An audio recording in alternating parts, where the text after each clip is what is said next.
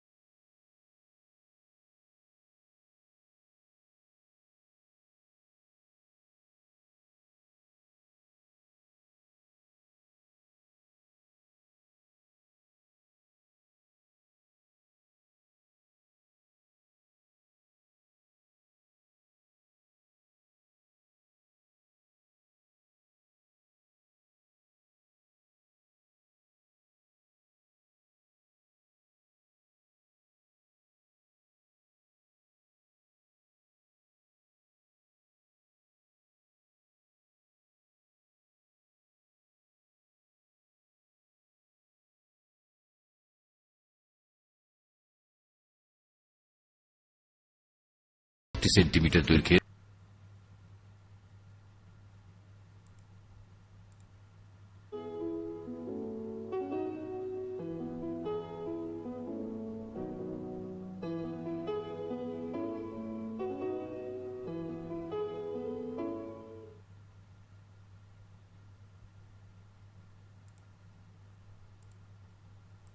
10-11 বছরের ছেলেটি তেমন দুরন্ত নয়। পড়াশোনায় সে ভালো, খেলাধুলাও করে, তবে সময় পেলেই গাছগাছালি পর্যবেক্ষণ করে।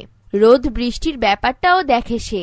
আকাশে মেঘ ডাকে, বিদ্যুৎ চমকায়, বাজ পড়ে। কেন এমন হয় অবাক বিস্ময়ে ভাবে সে।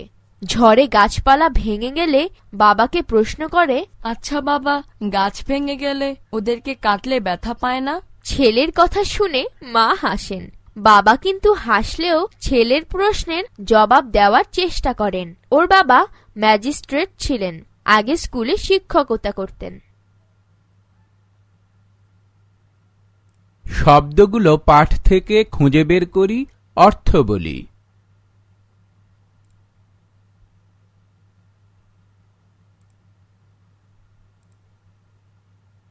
যুক্ত বর্ণগুলো দেখি, যুক্ত বর্ণ দিয়ে গঠিত শব্দগুলো পড়ি ও লিখি।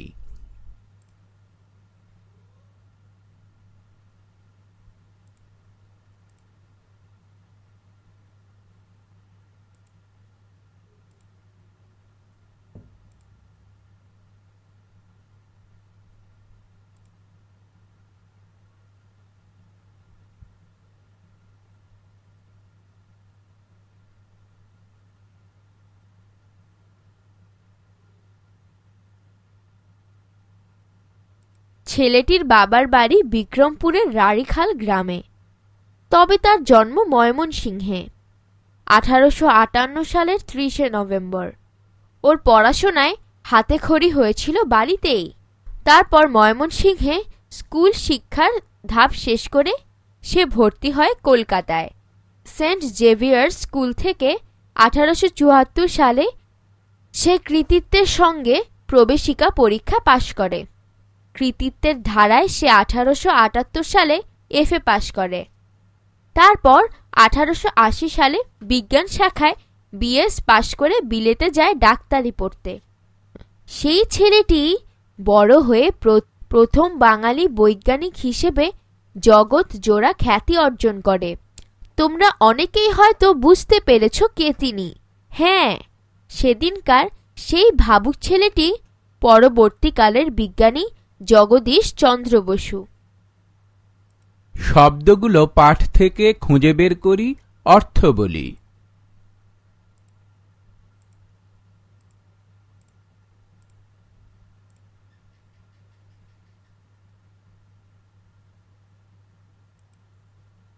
জগদীশচন্দ্র 1 বছর ডাক্তারি পড়ার পর 1881 সালে ইংল্যান্ডের ক্যামব্রিজ বিশ্ববিদ্যালয়ে যান। এখান থেকে উচ্চশিক্ষা লাভ করেন তিনি। 1885 সালে দেশে ফিরে এসে কলকাতায় প্রেসিডেন্সি কলেজে পদার্থবিজ্ঞানের অধ্যাপক পদে যোগ দেন। তখন দেশ ছিল পরাধীন। এ সময় একই পদে একজন ইংরেজ অধ্যাপক যে বেতন পেতেন, ভারতীয়রা পেতেন তার 3 ভাগের 2 ভাগ।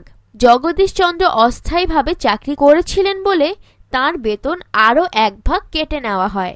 এর প্রতিবাদে তিনি দীর্ঘ 3 বছর বেতন না নিয়ে কর্তব্য পালন করেন। শেষ পর্যন্ত ইংরেজ সরকার তাকে স্বীকৃতি দিতে বাধ্য হন। সকল বকেয়া পরিশোধ করে চাকরিতে স্থায়ী করেন তাকে। তখন থেকেই তিনি বিজ্ঞানী জগদীশ চন্দ্র বসু হয়ে ওঠেন। লন্ডন বিশ্ববিদ্যালয় তাকে ডিএসসি ডিগ্রি প্রদান করেন। শব্দগুলো পাঠ থেকে খুঁজে বের করি, অর্থ বলি।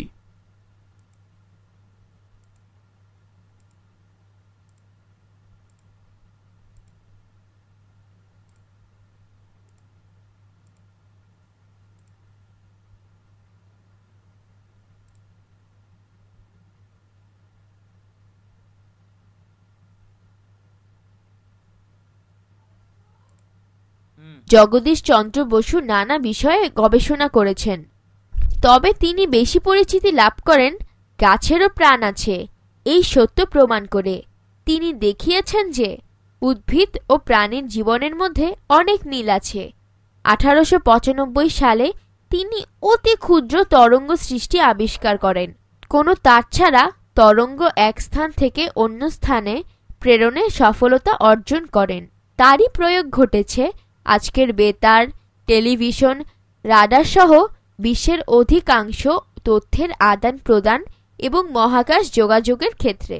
মাত্র 18 মাসের মধ্যে করা পরীক্ষণগুলো ইউরোপীয় বিজ্ঞানীদের চমকে দেয়। তার পাণ্ডিত্যপূর্ণ বক্তৃতা শুনে বিখ্যাত বৈজ্ঞানিক অলিভার লজ ও লর্ড কেলভিন বিলেতেই অধ্যাপনা করার জন্য তাকে আমন্ত্রণ জানান, কিন্তু দেশের কল্যাণের জন্যই তিনি নিজ দেশে ফিরে আসেন। শব্দগুলো পাঠ থেকে খুঁজে বের করি, অর্থ বলি।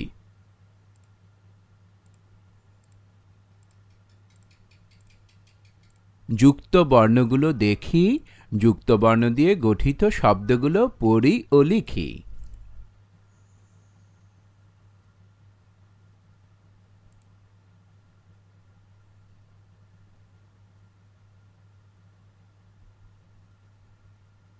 তার আশ্চর্য সব আবিষ্কার দেখে সুবিখ্যাত বিজ্ঞানী আইনস্টাইন বলেছিলেন, জগদীশ চন্দ্র বসুর প্রত্যেকটি আবিষ্কার বিজ্ঞান জগতে এক একটি বিজয় স্তম্ভ।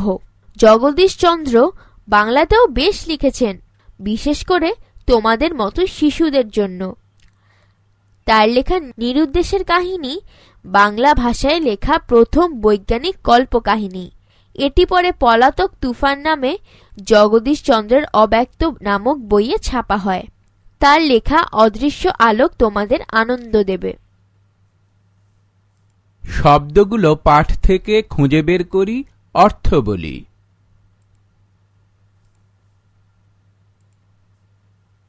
যুক্ত বর্ণগুলো দেখি, যুক্ত বর্ণ দিয়ে গঠিত শব্দগুলো পড়ি ও লিখি।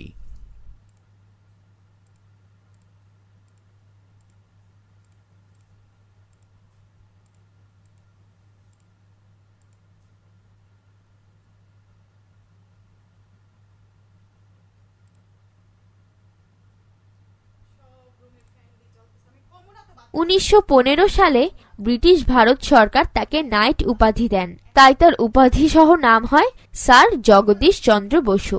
1916 সালে তিনি অধ্যাপনা থেকে অবসর গ্রহণ করেন।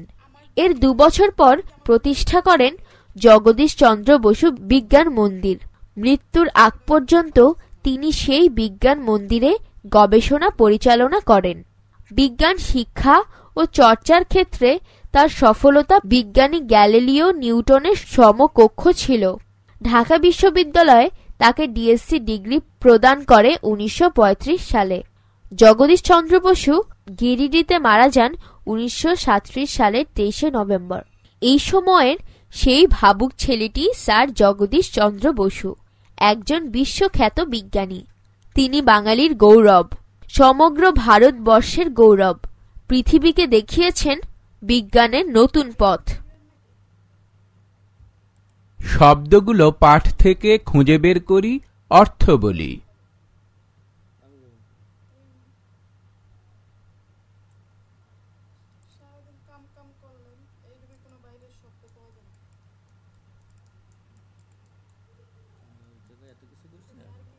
যুক্ত বর্ণগুলো দেখি, যুক্ত বর্ণ দিয়ে গঠিত শব্দগুলো পড়ি ও লিখি।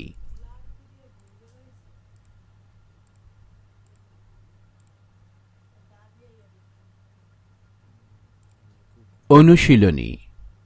শব্দগুলো পাঠ থেকে খুঁজে বের করি, অর্থ বলি। পর্যবেক্ষণ, পাণ্ডিত্যপূর্ণ, বিজয় স্তম্ভ, গিরিডি, কল্পকাহিনী, বৈজ্ঞানিক কল্পকাহিনী, প্রবেশিকা, FA। ঘরের ভিতরের শব্দগুলো খালি জায়গায় বসিয়ে বাক্য তৈরি করি। বিজয় ক তাঁর পাণ্ডিত্যপূর্ণ বক্তৃতা শুনে তাকে অধ্যাপনা করার আমন্ত্রণ জানানো হয়। খ দেশের কল্যাণ করার জন্যই তিনি নিজ দেশে ফিরে আসেন। গ জগদীশচন্দ্র বসুর আশ্চর্য সব আবিষ্কার দেখে আইনস্টাইন মুগ্ধ হয়ে গিয়েছিলেন। ঘ জগদীশচন্দ্র বসুর প্রত্যেক আবিষ্কার বিজ্ঞান জগতে এক একটি বিজয় স্তম্ভ।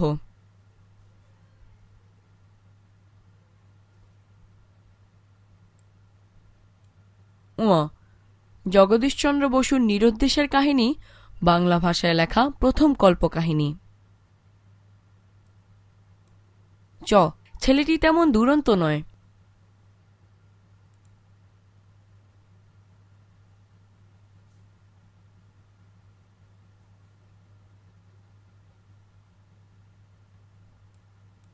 ছ মেঘ থেকে আকাশে বিদ্যুৎ চমকে বাজ পড়লে অবাক বিস্ময়ে ভাবে।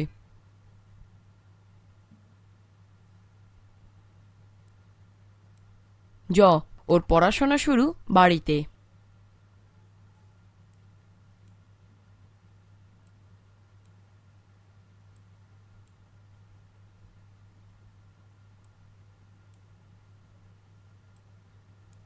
ঝ প্রেসিডেন্সি কলেজে বিজ্ঞানের অধ্যাপক পদে যোগ দেন।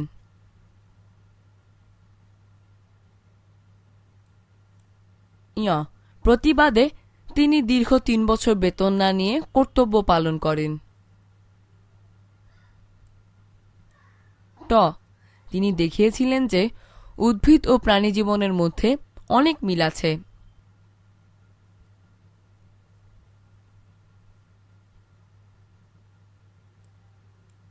ঠ তিনি অতি ক্ষুদ্র তরঙ্গ সৃষ্টি আবিষ্কার করেন। নিচের প্রশ্নগুলোর উত্তর লিখি ও বলি। ক ভাবুক ছেলেটি আসলে কে ছিল? খ সে ছোটবেলায় কি নিয়ে ভাবত? গ সে কবে কোথা থেকে কৃতিত্বের সঙ্গে প্রবেশিকা পরীক্ষায় উত্তীর্ণ হয়েছিল? ঘ কখন থেকে তিনি বিজ্ঞানী জগদীশচন্দ্র বসু হয়ে ওঠেন? কোন সত্য প্রমাণ করে তিনি বেশি পরিচিতি লাভ করেন? চ তাঁর বক্তৃতার সফলতা সবচেয়ে বেশি ছিল কোন বিষয়ে? ছ বিজ্ঞান শিক্ষা ও চর্চার ক্ষেত্রে তাঁর সফলতাকে কোন নামকরা বৈজ্ঞানিকদের সঙ্গে তুলনা করা হয়েছে? জ পলাতক তুফান নামে লেখাটির আগে কি নাম ছিল? তার কোন বইয়ে এটি ছাপা হয়? ঝ অধ্যাপনা থেকে অবসর গ্রহণের পর তিনি কি প্রতিষ্ঠা করেন? ইয় তার প্রত্যেকটি আবিষ্কার বিজ্ঞান জগতে এক একটি বিজয় স্তম্ভ। এমন কথা কোন বিখ্যাত ব্যক্তি বলেছিলেন? কেন বলেছিলেন? আমার জানা যে কোনো একজন বিখ্যাত ব্যক্তি সম্পর্কে 20টি বাক্য লিখি। ঠিক উত্তরটিতে টিক চিহ্ন দিই। ক কোন সত্যটি প্রমাণ করে জগদীশচন্দ্র বসু বেশি পরিচিতি লাভ করেন? 1 জগদীশচন্দ্র বসু কলকাতার প্রেসিডেন্সি কলেজে কোন বিষয়ের অধ্যাপক হিসেবে যোগদান করেন? 1 বাংলা, 2 পদার্থবিজ্ঞান, 3 ইংরেজি, 4 গণিত।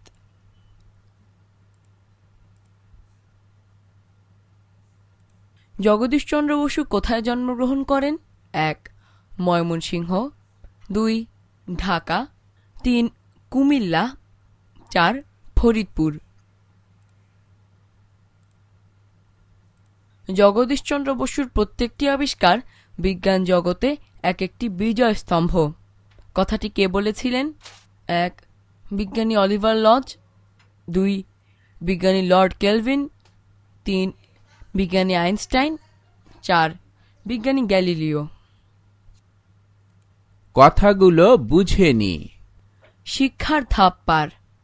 প্রাথমিক বিদ্যালয়, উচ্চ বিদ্যালয়, কলেজ, বিশ্ববিদ্যালয় এইসব হলো একটার পর একটা শিক্ষার ধাপ।